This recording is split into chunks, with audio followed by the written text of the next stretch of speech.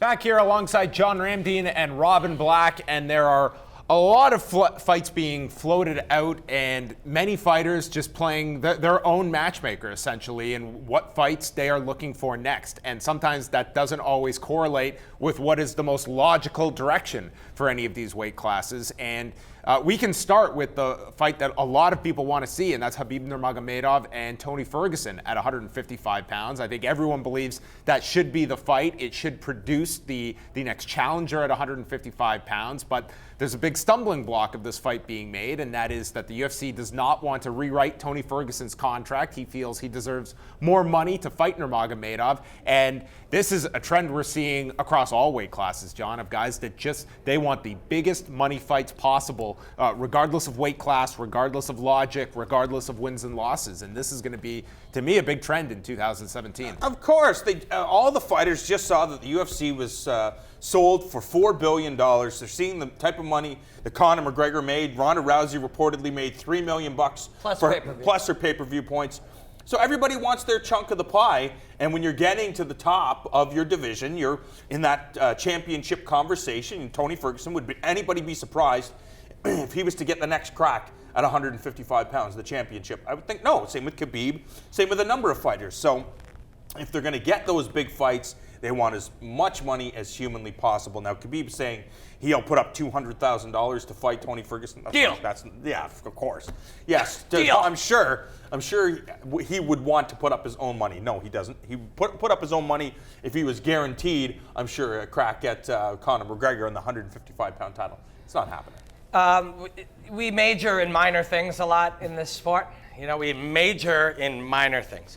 I don't care how this happens. I don't care why it happens. I don't care who says what. I don't care who's 200,000. Just give me that fight, man. I just got to see what happens as we get from outside to inside. As we pass through Tony's hot zone with his snap down, how will Khabib try to reverse that situation? Khabib on the outside, Tony thinks he has the advantage, and I think so too. In that in-between, Tony thinks he has the advantage as well. Inside deep, Khabib thinks he has the advantage, and every piece of evidence that we've seen says that he does. And I just got to see that fight. Also, while we're at it, if and when Conor McGregor comes back, I got to see the guy who has been unable to be, gotten a hold of over the last while and beat up one of the greats ever in Eddie Alvarez. I got to see him against the guy who, when he gets a hold of you, murders you.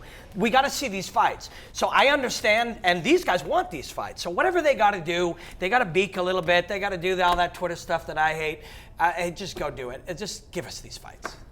I think that as well, we can talk as well about a fight that, to me on paper just makes so little sense, and that is Michael Bisping and Bisping-Woodley at this mythical catchweight of 180 pounds, which wake me up the day Michael Bisping gets on a scale and it says 180 and he's not near death. But nonetheless, was floated out from a video they threw out.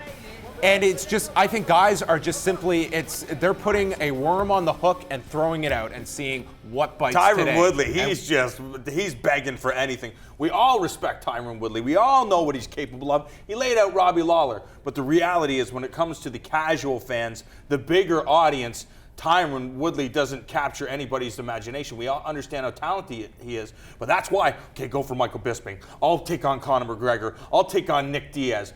Of course, he's throwing out the biggest names out there because he needs a huge name to be attached to a championship. Once you have points on the pay-per-view, of course, you want to reap the biggest benefit. Your work is the exact same. You've got to train your ass off. For any of these guys, it might as well be the guy that's going to generate me the most money. 100%. And it's also a constant theme of these guys aren't doing this new regime of the UFC any favors. You need me for this date? Well, only if I get this guy or this amount, or that date doesn't work for me.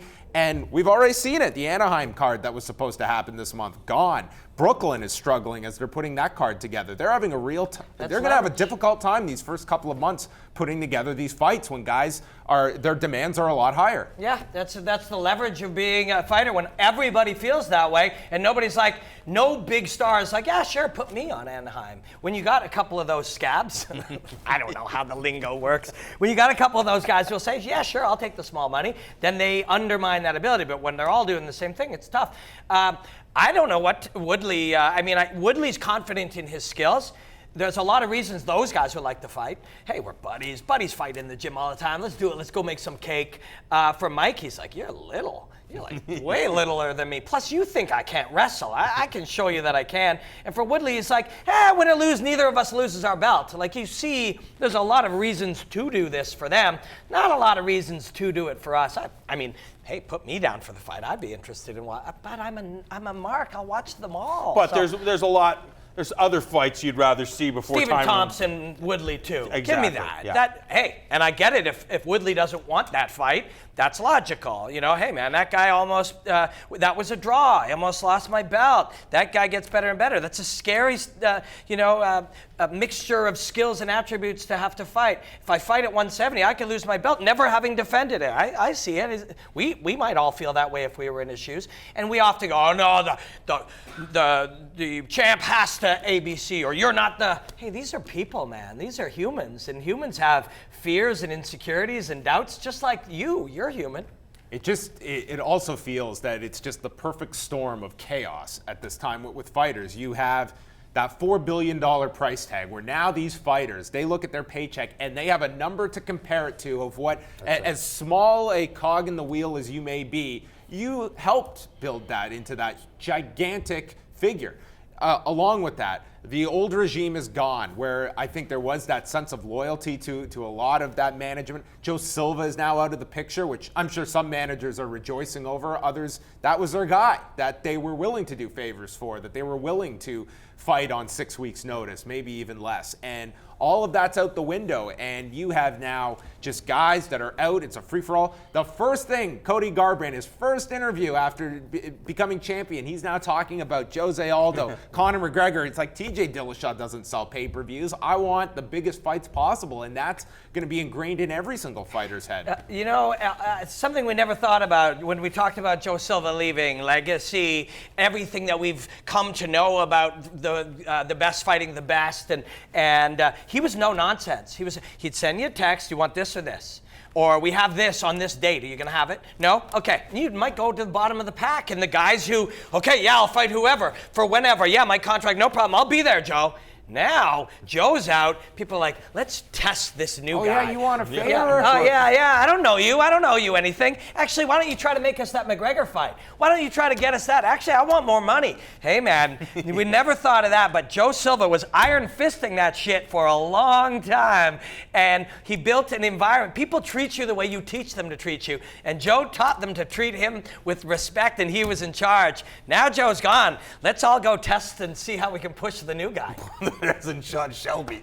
It's going to be a very interesting Sean number won't of take no shit though either. If it's Sean on the end, Sean, I remember getting a phone call from him about Nick Denis, who I was managing at the time, and he's like, on this date we got this guy, and I'm like, and it's like 10 o'clock at night, and I said, okay, well, can I answer you tomorrow? He goes, what do you have to answer me tomorrow for?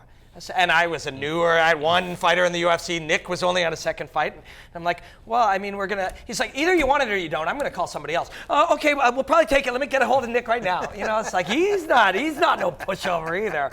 But still, he has to go now and start making these at 185 and 205. He was managing and handling and running the show at 25, 35, 45 in the women, and now he's got to run the big show. UFC matchmaker, no thank you. Yeah. Wow. In No, 2017, as we look at some of the fights that the UFC will attempt to put together in these first few months of 2017.